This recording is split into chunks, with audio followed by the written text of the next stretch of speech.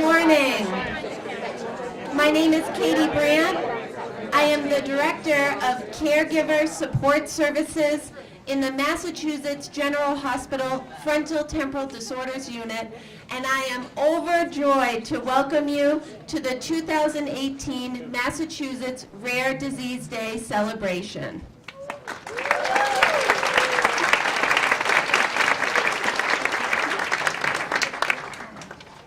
Our event today is presented to you by the Massachusetts Biotech Council, the MGH Frontal Temporal Disorders Unit, the MGH Center for Rare Neurologic Diseases, and the National Organization for Rare Disorders.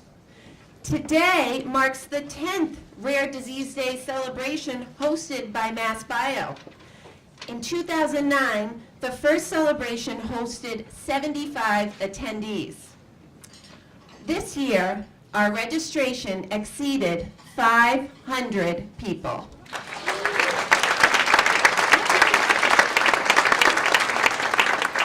I like it. So we've got a fan already waving the paddle. I want to see more of that. So we are patients, caregivers, family members, industry experts, researchers, clinicians, elected officials, members of the media, and policymakers gathered together to raise awareness about the rare experience. And we're not alone. Around the world, 350 million people are living with a rare disease. In the United States, 30 million people, or 1 in 10 Americans, are walking a rare journey. Our event is part of a movement, one of thousands of events in 100 countries across the globe to recognize the last day in February as International Rare Disease Day. We are patient-driven and have created an event that will share individual stories with the aim of shining a light on the rare experience and strengthening our common connection. Alone we are rare, together we are strong.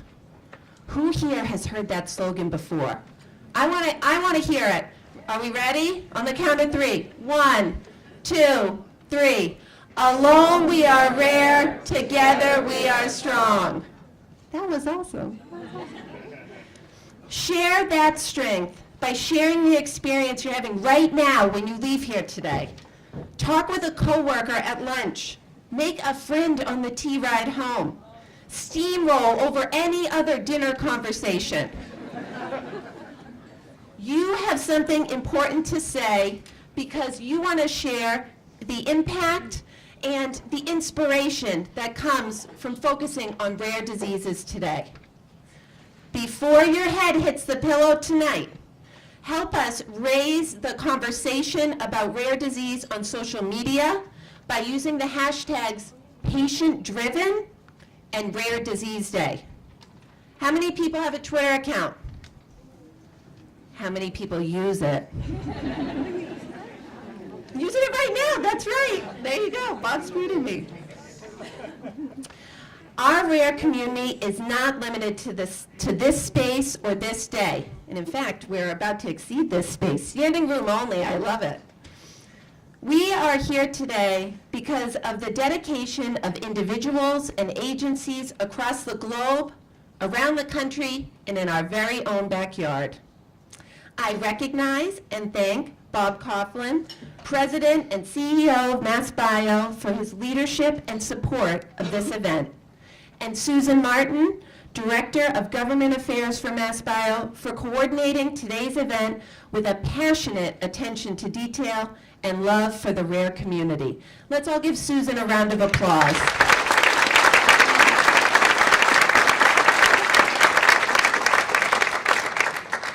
I would like to thank MassBio's member companies, especially those represented here today as sponsors. Agilis Biotherapeutics, Agios, Agerion, Alexion, BioVeritiv, Bluebird, Brammer Bio, Dicephiria, Dicerna, Goldfinch Bio, Oracle, Prometrica, RA Pharma, Shire, Straticity, Vertex, Voyager, Wave, Wuxi Nextcode, and X4 Pharma. Let's give a big round of applause to our sponsors today.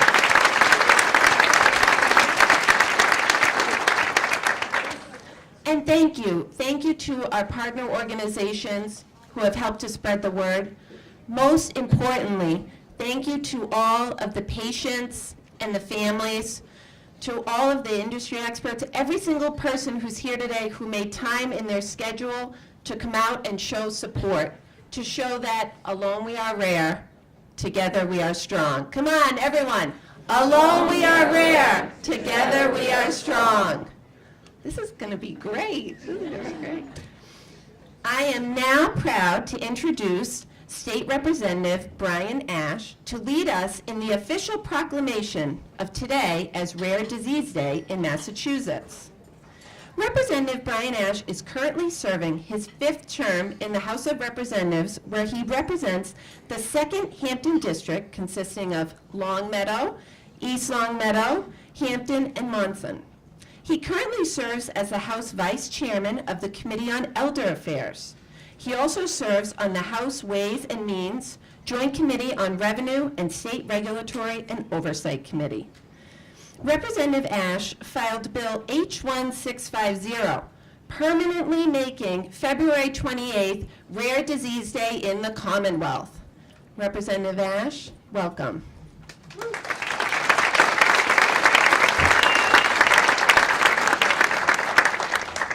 Good morning, everybody. Good morning, everybody. Some life after Katie did a great job. Thank you so much, Katie. I want to thank as well Susan Martin for inviting me to be a part of this very, very special day, and my good friend Bob Coughlin at MassBio for all the great work that they do, not just today for Rare Disease Day that we're all here for, but just every other day, for keeping this drive going, for keeping the commitment going. Oh, Emily. This is my friend Emily, who I'll introduce in a minute. Emily made the trip out here. She goes to school at Regis. I just want to say I have to cover another thing as well. Our good friend Representative Joe Wagner was supposed to speak this morning, but unfortunately he's tied up in traffic. So my apologies from Joe, but Joe is 100% committed as well. And also I have a proclamation from the governor, which I will read off. And as Katie had mentioned, I filed the bill to make Rare Disease Day a permanent day, even though every year we celebrate this the last day of February here in the Commonwealth and throughout the country. I filed the legislation to make it a permanent day, but to show our commitment, why we are behind this as legislators, as a Commonwealth, that even though it's Rare Disease Day, we don't want to be talking about it to be a rare thing. We want this to be on everybody's voices. We want this to be part of the conversation, that we are behind it 100%. And by acknowledging and making Rare Disease Day a permanent day, hopefully we will have that. We already have a great working relationship with Bob and with so many other companies to try to keep Massachusetts on the forefront.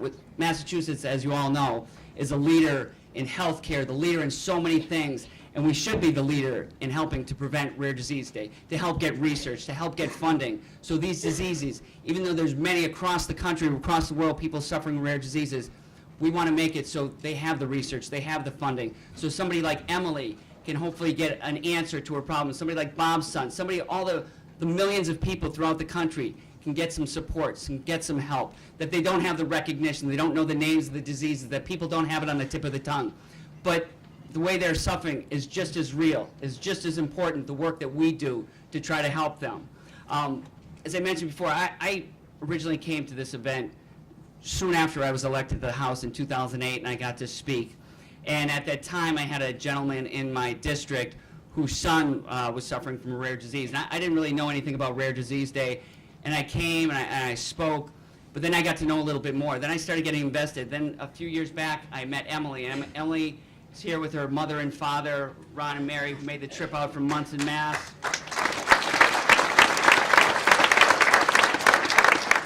And Emily, who graduated from Monson High School, is now a freshman at Regis and made the trip over. And originally, we asked Emily if she would speak at this event, but she wasn't sure how she was going to feel. So I am just so happy and thrilled that Emily made the commitment, because this is what gives me the drive. This is what makes it personal. A lot of things we do in the legislature, we get cues from different people in the community, but we might not have a personal connection. But when you see somebody, when you talk to somebody, when you understand or try to understand what they're going through, it makes it more personal. It gives you the drive to want to be able to help, to want to do whatever you can to make Rare Disease Day not so rare, to make the research available, to make funding available so we can get answers, so we can get funding, so we can get help for the people that need this. So from the bottom of my heart, I am just so thankful for Emily. And what I will ask her to do is say the disease she had, because sometimes I think the names are more rare than the actual diseases. I would butcher, so I will ask Emily just to tell briefly what she has. So I have autoimmune autonomic ganglionopathy, and basically my whole autonomic nervous system is out of whack. And Emily doesn't know day to day how her days are going to go. That's why I was so moved a couple years ago. She made the trip out here from Munson with her parents, left early in the morning so she could be a part of Rare Disease Day. And that just shows the commitment that these aren't people waiting at home saying, do something for me, make it better, you take care of it. These are people that are all in. These are people just like you and me that happen to be suffering something that we don't know a lot about, that is very rare. So I am so proud of Emily for not only being here today, but to making the most out of this and being a true champion. So it really is an honor. So thank you so much.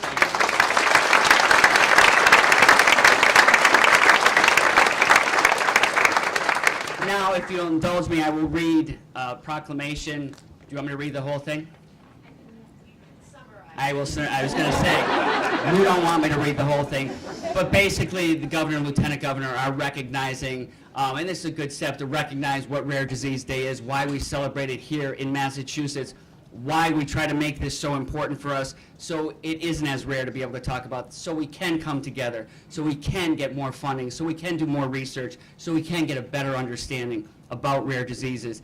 So when people ask a question and don't know how to pronounce a particular disease, they understand that it's just as important as something that you may know by name. So it is truly my honor to be here with all of you today. I thank you so much for everything you've done, whether you're here because you work for a company, for your lobbyist, or you're a parent, a family, a friend, or somebody here currently suffering from a rare disease. Thank you so much for not only coming out here, which is extremely impressive to see this room filled, but what you do day in and day out to try to make the lives better for these people. So again, from the bottom of my heart, thank you so, so much, and thank you, Emily, for everything you do. Thank you.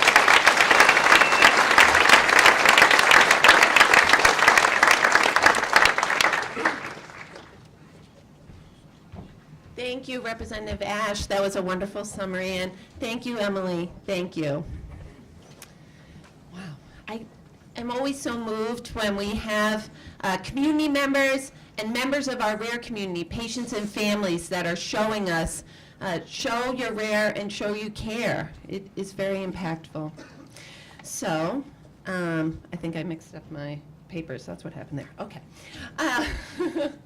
So we are so lucky that we have the proclamation, the support of the Massachusetts State House from the governor's office. And, you know, we have support in other ways as well. The city of Cambridge is known as a biotech mecca for rare disease research. And they have also proclaimed that February 28th is Rare Disease Day in the city of Cambridge. So I'd like a round of applause for that.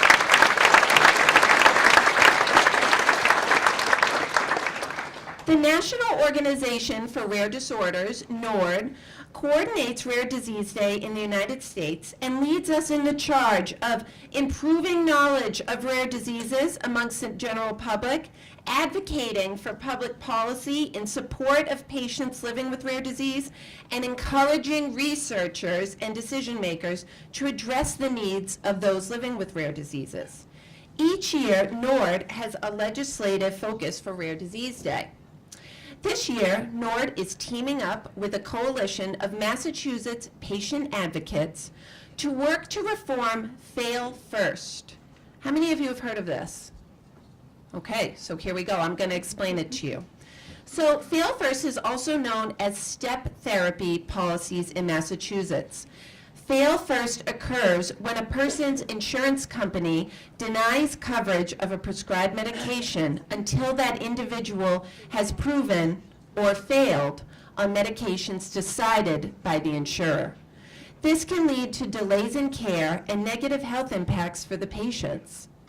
NORD will be scheduling legislative visits with members of the Joint Committee on Healthcare Finance to ask them to include step therapy protections as part of their health reform bill. We are lucky to have NORD represented here today. Many of you may have seen Michaela Fracalasi. Michaela, there you go, give a little wave. So Michaela is our staff representative from NORD, and we also have the co-ambassadors from Massachusetts for NORD, Alan Holbrook and Jen Melanson. Thank you very much. Thank you for coming today. You will find them along with information from NORD about participating in legislative visits at their resource table on your way out today. How many of you received your zebra bags already? Those of you with your paddles, wonderful. Did you know that it was Dr. Theodore Woodward, who was a professor at the University of Maryland School of Medicine in the late 1940s, when he told his medical interns, when you hear hoofbeats, think horses, not zebras. And he was trying to coach his interns, think about the most likely cause for your patient's illness. But we're here today thinking about the millions of individuals worldwide pounding the ground with the hoof print of the zebra. Today is about them. Today is about expecting the unexpected. At this time, I want to draw your attention to some of the beautiful portraits that are around the room today. These are portraits of children living with rare diseases. They have been donated or loaned to us by the Rare Disease United Foundation. What I love about these portraits is that when I look at them, what I see is the smiles and the happiness. What I notice first is the child in the portrait. What I feel is the connection. So often, rare diseases, when rare disease is mentioned in the media, folks who are not affected, or think they're not affected by a rare disease, might say, rare, that's not about me, and turn the channel. What we need to do is help to make the conversation more easily accessible. One of the ways that we can do that is through the power of the arts, as seen here by the portraits, and also as exemplified by the recipients of our 2018 Rare Awareness Award. You know, we need to share the issues that come up about rare diseases in many venues and in many different ways. But how can that be done? How can we harness the power of the rare experience? How can we bring the struggle and resilience of patients and families to life in a way that connects them instantly to others? Well, you could bring them to the movies. Well, that is what Bo Bigelow and Daniel DeFabio did when they created Disorder, the first rare disease film festival. It wasn't their first time in the spotlight for rare disease awareness, but it may just be their biggest stage so far. Bo Bigelow is a rare dad who made national news when he used Reddit and social media to find a diagnosis for the genetic disorder his daughter faces. Bo hosts the podcast Stronger Every Day and has written a book of the same name. He co-founded Maine Rare and was the state leader for Rare Disease Day in Maine for NORD and is an attorney. Daniel DeFabio is a rare dad who has written about the rare disorder Menkes disease for the mighty, with one story winning the 2015 Rare Patient Story Award from Global Genes.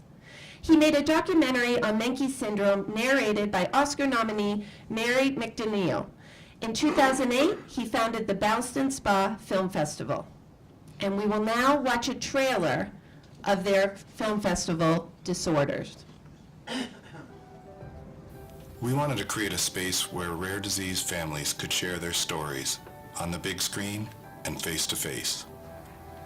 Stories not only of unbelievable struggles, but of unexpected breakthroughs, of difficult journeys and determined champions. And we wanted to share those stories not just with the general public, but with some of the leading minds in rare disease research. We want to increase awareness, of course, but we also want to start conversations and make connections. The research going on into one disorder could very likely translate to another. But the first step is knowing what we have in common and what makes us rare.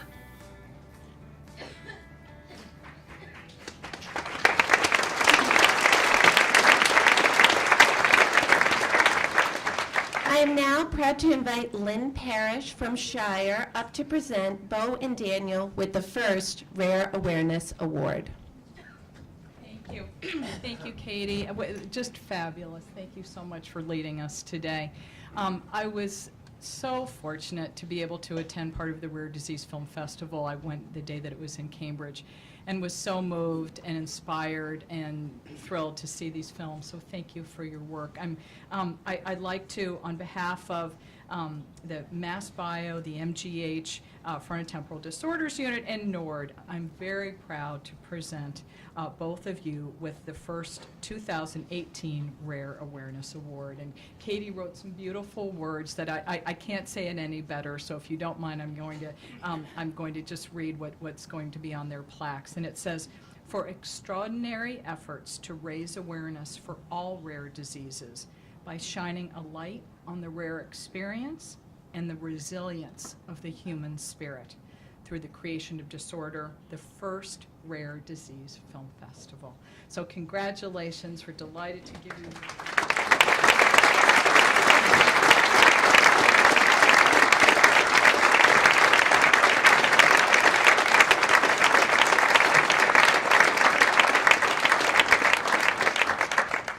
If you don't mind, we're going to do a quick photo, and then the gentleman would like to say a few things.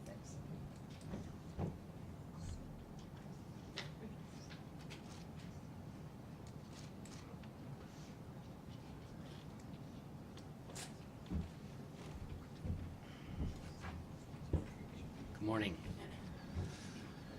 When Daniel and I got into this, we really did it with two big ideas in mind. And the first was to recognize that having a rare disease is painfully isolating. But if we were able to bring everybody together for this festival, we'd start to realize that we have all these things in common, whether it's figuring out how to deal with the sibling who doesn't have the disease, or hospital visits that we're all making. And so that was the first big thing, is what makes us, what we have in common. And the second big idea was that awareness is great. We definitely want more awareness, but we'd like to do more than that. We want awareness that leads to action. And so as you saw in our trailer, what our goal is to get the right people in the room watching these films. People who can talk to each other. Maybe they've never met before. Maybe they have the same goal in mind and they don't even realize it. And so by bringing the right people into the room, by essentially creating an audience of the movers and shakers who can make stuff happen, we would help everybody, and everybody would be able to make progress. So, as you saw, October in Cambridge was our first film festival. We think it was a success on every possible measure of that term. Things that we didn't expect happened. The size of the audience exceeded our expectations. The interest continues. And the number one question of interest is, when are we doing it again? And I can tell you, unfortunately, it's not in 2018. It will be in 2019, probably summer or fall. But we will continue to do these. And in the meantime, other opportunities have come our way. We are actually curating several selected screenings of our films. Different industry or advocacy groups or conventions have asked us to do that, and we're doing our best to accommodate all those around the country and even around the world. We've launched something we're calling 7,000 Films Wanted, in which we solicited through social media, tell us your story. What's your story that should be a film? Your rare disease story should have a film if it doesn't. And we had a lot of interest in that. We've selected our first, and we'll start filming. The production of that will start soon. It will address PAX1. Maybe someday we'll get to all 7,000 rare diseases, but that's a little ambitious. We're glad to have one underway, and follow us on Facebook and our website, and we'll keep you posted on what's next. And thank you all for all the support, and thank you to Susan and Shire and MassBio and Katie, of course, thank you for these awards.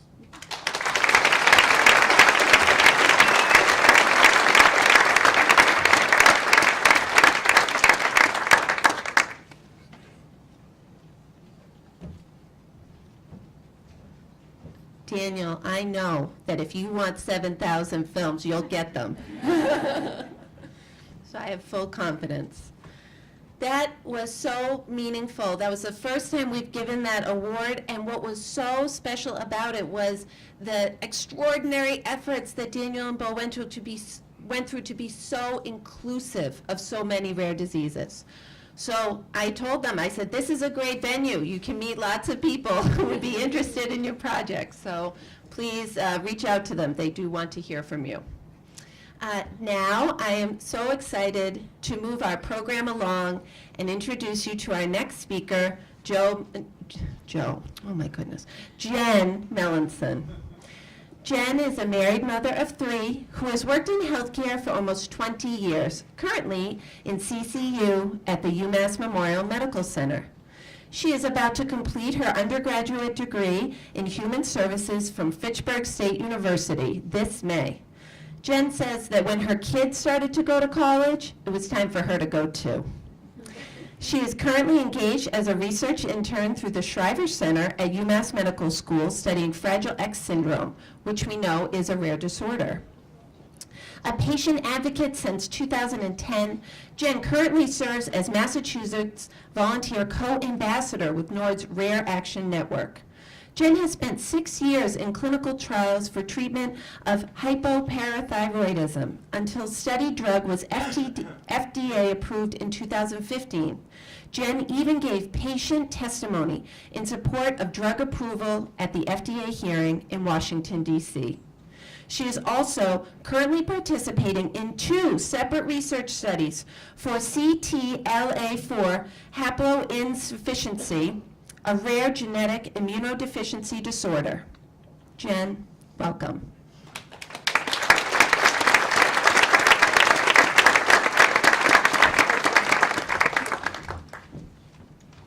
Thanks, Katie, for that great introduction. I kind of wish my kids were here to hear it so I could say, like, look, I'm kind of okay, right?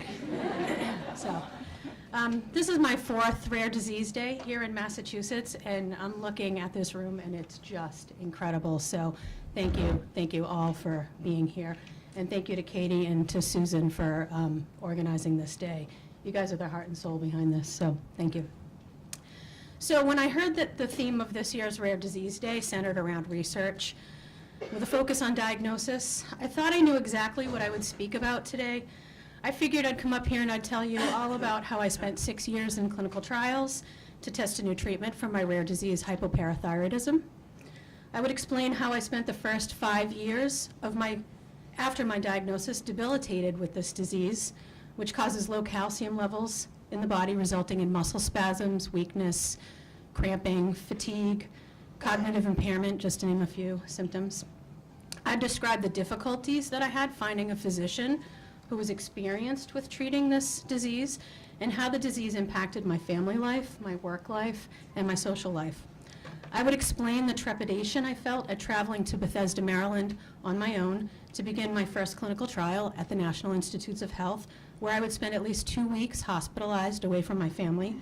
And I would describe how that experience changed my life, what a difference it made to finally be under the care of an experienced and compassionate physician, and to receive a treatment that virtually restored me to my pre-rare disease self.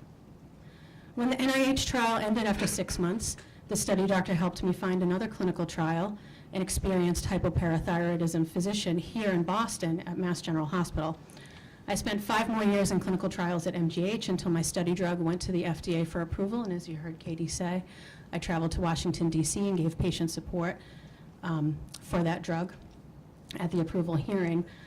So not only did my experience in clinical trials culminate in the first FDA-approved treatment for hypoparathyroidism, it also inspired my commitment to advocacy, first within the hypoparathyroidism community, and later as an advocate for all people with rare diseases. So that's a pretty good story, right? But there's more to my story, and it doesn't involve hypoparathyroidism, and it doesn't involve just me. A little more than 3 years ago, our youngest son, at 14 years old, noticed a lump near where his jaw and his temple meet on the left side. We took him to his PCP, who thought it might be a lymph node, but wanted to check blood work just to be safe. His labs looked normal, and we were told just to watch it for a few months. And when it didn't go away and a second lump appeared, his PCP sent us to a local specialist who suspected malignancy. I immediately knew we needed a second opinion, so we headed to Boston Children's Hospital. My son had surgery to remove both lumps, and the pathology came back clear. No cancer, just some benign lymph nodes. He was given a clean bill of health. We were sent on our way. But 4 months later, he discovered more lumps, this time in his neck and clavicle area. We returned to a surgeon at BCH, who sent him for MRI, which revealed widespread lymph node enlargement, and from there we were referred to rheumatology. We happened to draw the card of a very smart, very kind researcher rheumatologist. She examined our son, sent off lots more blood work, and ordered more scans and diagnostic tests and a consult with oncology. Nothing looked glaringly obvious, but things didn't look quite normal either. This very smart, very kind researcher rheumatologist suggested some genetic testing, which turned out to be an extremely slow process. The first set of tests came back negative, as did the second set. Still, our very smart, very kind researcher rheumatologist wasn't willing to give up. A third set of genetic tests were sent, and on this past December 1st, almost 3 years after the start of this odyssey, we got a hit. Our son was positive for a rare genetic immune disorder called CTLA4 haploinsufficiency. Y'all know what it is, right? Our very smart, very kind researcher rheumatologist explained that this genetic disorder had only been discovered in 2014, so there was very little available research. However, we were in luck. She explained that there was a potential treatment option and that she was even involved in research for this genetic disorder at BCH. She also explained that since our son's disorder was a genetically dominant trait, and since I also have an extensive autoimmune history, she was reasonably certain I carried the gene defect as well. I received my positive test results just 3 days before Christmas. Since my 2 remaining children had a 50% chance of receiving this gene from me, they also needed to be tested. My older son's test came back positive about a month ago. Only my daughter is unaffected.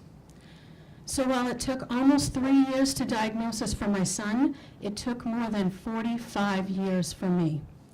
CTLA4 haploinsufficiency causes the body to not produce a protein that is essential to immune system functioning.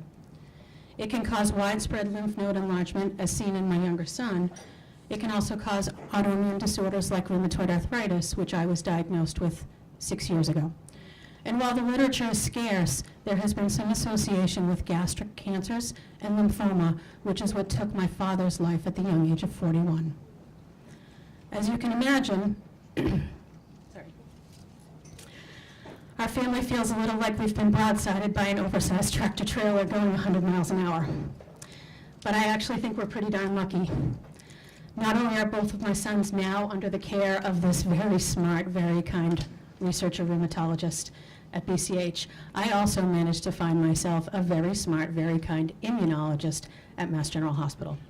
My sons and I are now part of the ongoing research for our genetic disorders at both sites, and my youngest son has already begun a treatment that has the potential to halt his disease progression.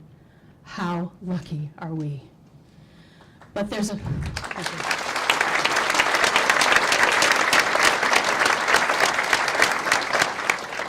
But there's a whole lot more than luck involved. Without research, we would have never known what was wrong with my younger son. And we certainly would have never identified that my older son, who remains without symptoms, has a genetic disorder. In 2012, I became seriously ill, was in heart failure, and was hospitalized. Despite extensive testing, physicians could never identify the cause, and I was ultimately diagnosed with rheumatoid arthritis. We now know my illness was caused by CTLA4 haploinsufficiency, a full 2 years before researchers had ever even discovered it.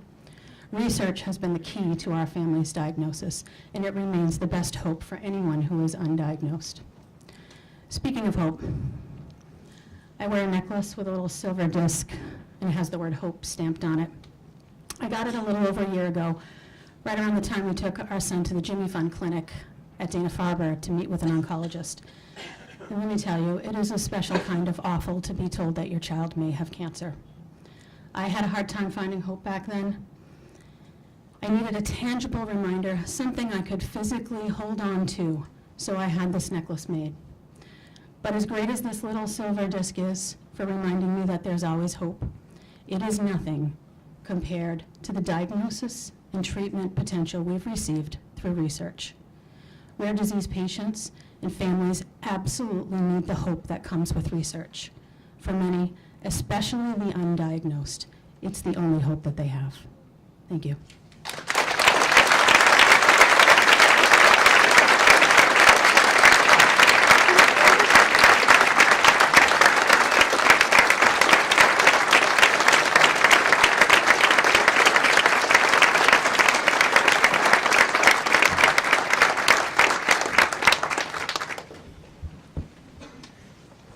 You can tell that Jen is a trained co-ambassador because she just delivered an on-message speech about this year's Rare Disease Day focus, which is research. Jen, I'm going to write an email about your stellar performance to your volunteer supervisor. Thank you for that. Thank you. I heard you talking about your very smart, very kind physicians. But the thing that I also heard is that they helped you to name that enemy that was attacking your family. And the more that we can learn about our enemies, the more that we can fight back against them.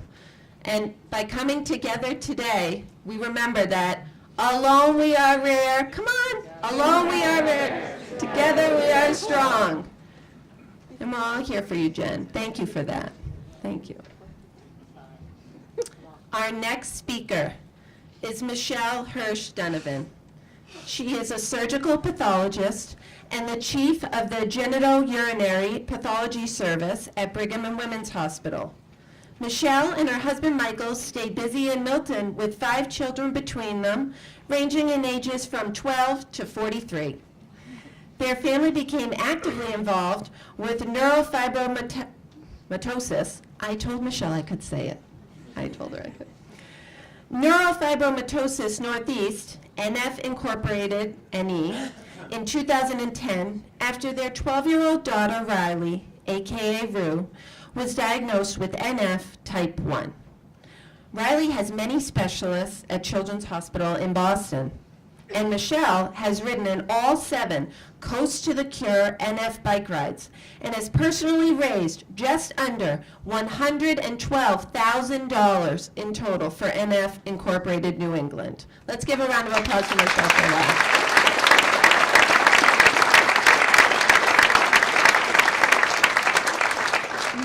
Michelle and her team, Riding for Rue, have raised just over $144,000 in total.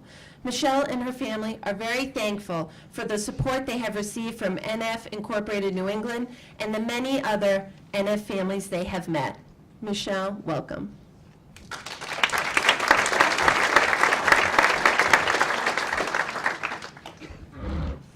Well, good morning, Katie. Thank you so much for that nice introduction. And I would also like to thank, of course, MassBio, the organizing committee, and especially Susan Martin for asking me to speak with all of you today. Although I will talk mostly about my daughter Riley, who has the genetic disorder neurofibromatosis type 1, also referred to as NF1, please know that I am here on behalf of all of those affected by NF1, NF type 2, schwannomatosis, and anyone who is affected or family member who is dealing with someone with a rare disease. My story is just one, but I am sincerely aware that rare disease represents a large heterogeneous group of disorders that are all in need of greater awareness, more funding, more research, better treatment options, and better clinical outcomes. Now let me briefly tell you about our Riley. Her picture up? I think there we go. So Riley's in the middle of this montage. So Riley is my superstar. She's a humble yet crazy independent kid who would give the shirt off her back to anyone in need. and she brings a smile to everyone she meets. She's in the 7th grade, she loves to wear makeup, play softball, and as you can see here, she even tried cheerleading this past fall.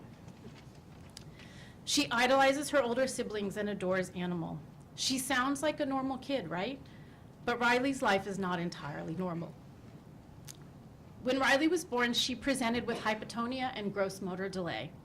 But it took until her 5th birthday for us to realize that she carried the diagnosis of neurofibromatosis type 1. And this was diagnosed because between her 4th and 5th birthday, I noticed increased skin spots called cafe au lait spots on her body, as well as the facial disfiguration you can see on the right side in the image. NF is a genetic disorder that affects 1 in 3,000 people. It causes tumors to grow on literally any nerve in the body. It can cause bone abnormalities, and it can affect neurocognitive functioning, making school and social interactions very difficult.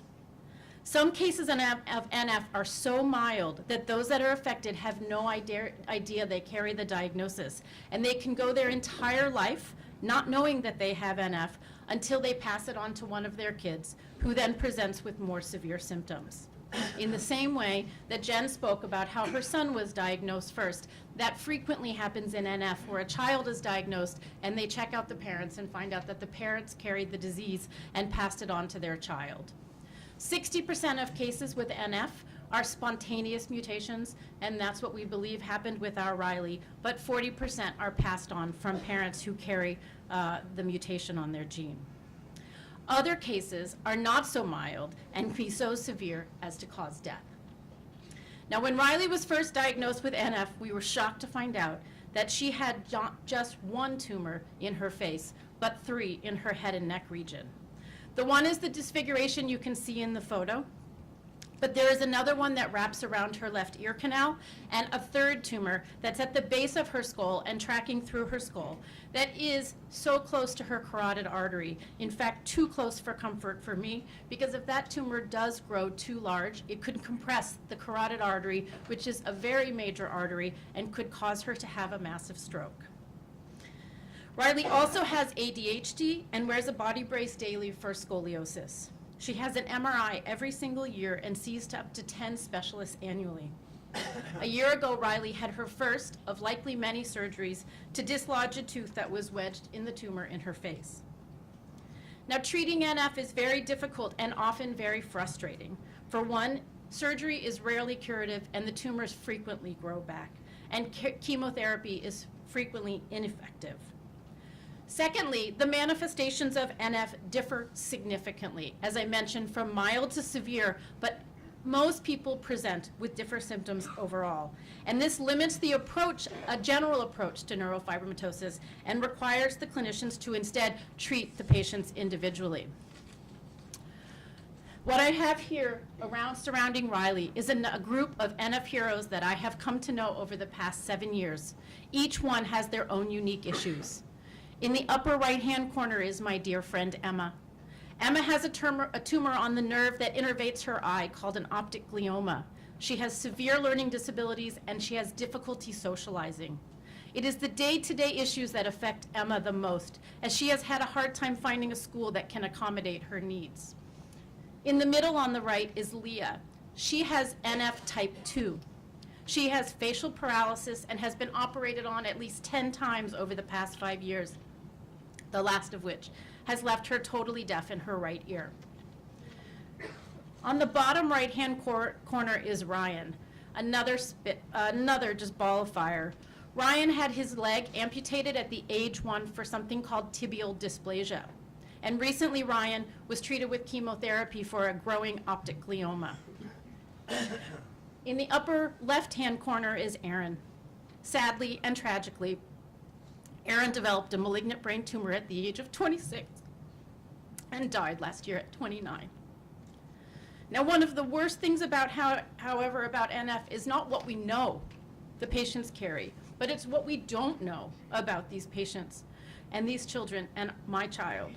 For example, I have no idea if Riley will develop more tumors in her lifetime.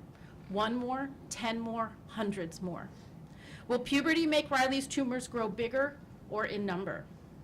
On a daily basis, we don't know if a stomach ache is because she ate too many Cheez-Its or because she has a new tumor in her abdomen. Is a small headache just dehydration or a brain tumor? Should we treat it with Tylenol or run to the hospital and get another MRI? Will Riley's facial tumor lead to ridicule, bullying, and loss of self-confidence? These unknowns are a heavy weight for my husband and me. But there is good news too. There is hope. There is today Rare Research Day, Rare Disease Day, and not just here, but all around the world. Some rare diseases are familiar to many by name, but others are unknown names and unknown disorders. Most people I know had never heard of NF before I told them about it or Riley. There are at least 400 of you here in this room, and if each of you talk to 5 people, and those 5 people talk to 5 more people, and 5 more people, etc., think about the exponential effect that we can have for our loved ones. Awareness is the first step towards change, the first step towards understanding, and the first step towards finding a cure. We cannot stop working with our local organizations. For me, NF Inc. Northeast has been great for personal support and advocacy, and I thank them dearly. We cannot stop pressing our legislators for federal research funding. We cannot stop helping our local young investigators who need startup money and support. These small steps can lead to great advances. Take, for example, our friend Jane. Jane is in the middle on the left-hand side here. She tried multiple drugs to shrink the tumor in her jaw before a recent MEK inhibitor worked.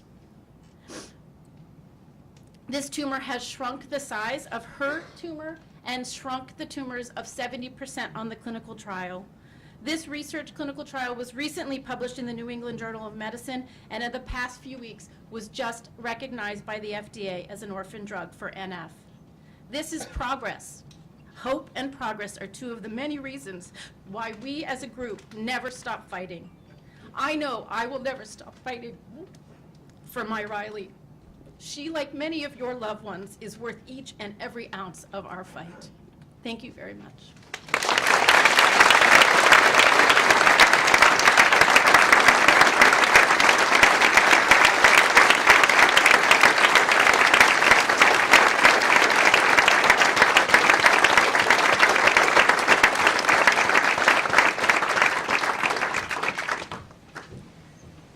Thank you, Michelle. Thank you, Michelle. You know, Riley's diagnosis is rare. NF does not affect every single person in this room, but we can all connect with the emotion, the passion, and the commitment that Michelle displayed at this podium today. When you love somebody, there is nothing that can stand in your way to showing how that fight inside you will keep you going, will keep us all going to advocate, to continue to raise awareness, funds, and hope that the diagnosis of today will be a cure for tomorrow. Thank you, Michelle. Our next speaker is Rich Kennedy. Rich is the founder and co-owner of Kennedy Brothers Physical Therapy. Since 1988, he has been the co-founder and director of the nonprofit Christmas in the City. Since 1997, he has been the founder and president of the nonprofit Angel Fund for ALS Research. Most importantly, he is the obnoxiously proud father of 4. Rich, welcome.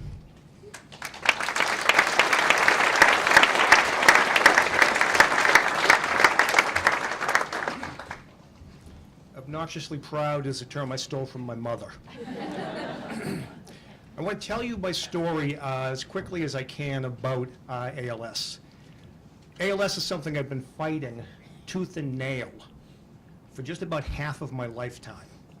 All the way back in 1988, shortly after my dad at age 65 had retired, he was diagnosed with brain tumors. Surgically and then with chemotherapy and radiation was treated for the brain tumors, and when he didn't get better, they looked much further and ultimately came up with the diagnosis of ALS.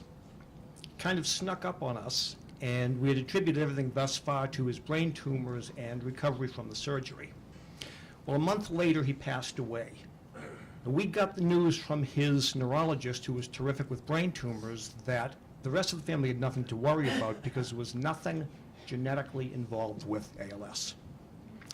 Fast forward about 5 years. Now, I'm one of 9, and my youngest brother, Jimmy, started having weakness. Again, think of that same message that we had nothing to worry about. They went through the exhaustive process, and this is after Jimmy had graduated from law school, gotten married, his wife was newly pregnant, and they had just bought a house in suburban Washington, D.C. Well, at Johns Hopkins, when they found out about his family history, they said, you should have told us that. You could have saved us an awful lot of trouble because, in fact, what you've got is ALS. Now, this lit a fire under me for 2 reasons. Because over 3 years, I got to watch the horrifying details of ALS and what ALS does. It's been described as being a witness to your own funeral.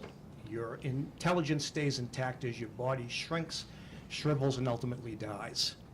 Jimmy was diagnosed at 28, and at 31, he was gone.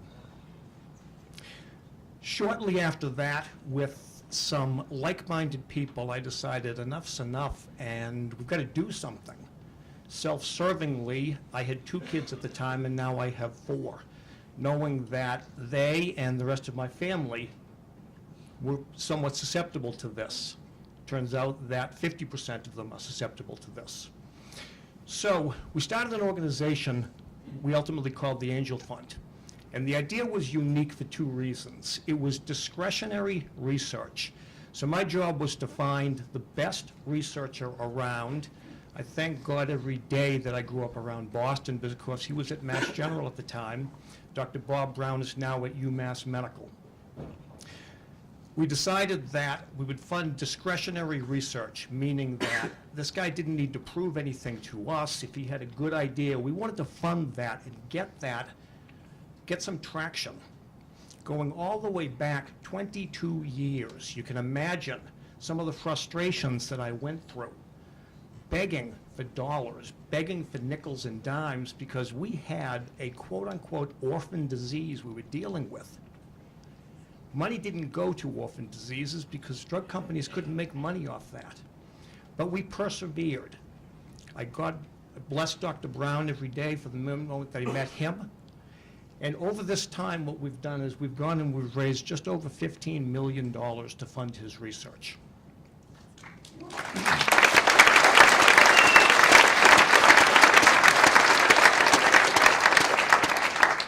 The applause is not for me, it's for all the others who've done it. I'm too dumb, I don't know any better.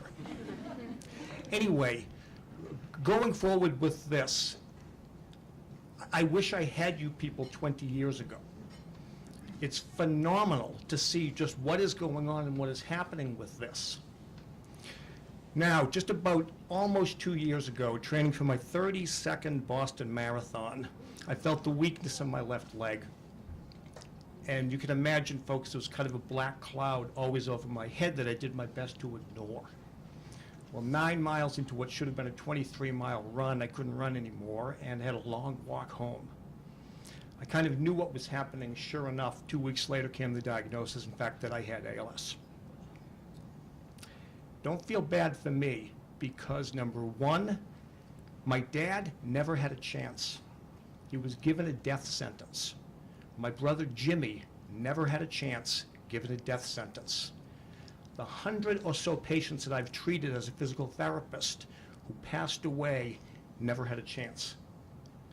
A day like today is so phenomenal that I can stand up and tell you people here who are so concerned with cases like mine that the best thing you can give someone with a diagnosis of ALS or neurofibromatosis or anything else, that there's hope. You hand them optimism.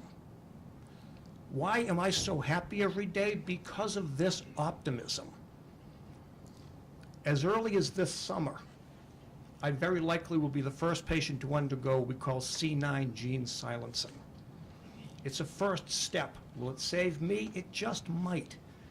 But it's going to save the 2 of my 4 kids who are carrying the same trait that I am.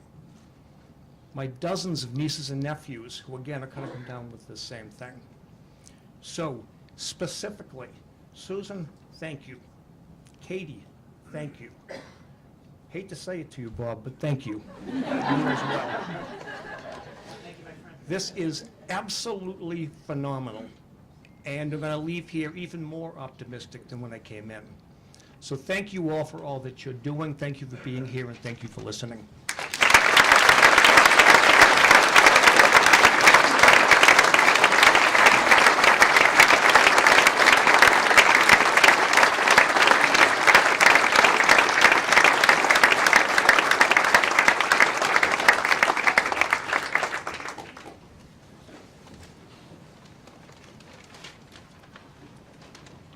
Thank you, Rich. I like what Rich said. Enough is enough. We can't have doctors only looking for horses. We need to turn the pitter-patter of the zebra into a stampede that cannot be ignored. Today, I want you to carry your zebra swag with pride. And tonight, when the sun goes down, look to the Zachem Bridge and see the colors of an international movement reminding us that alone we are rare, together we are strong. Thank you.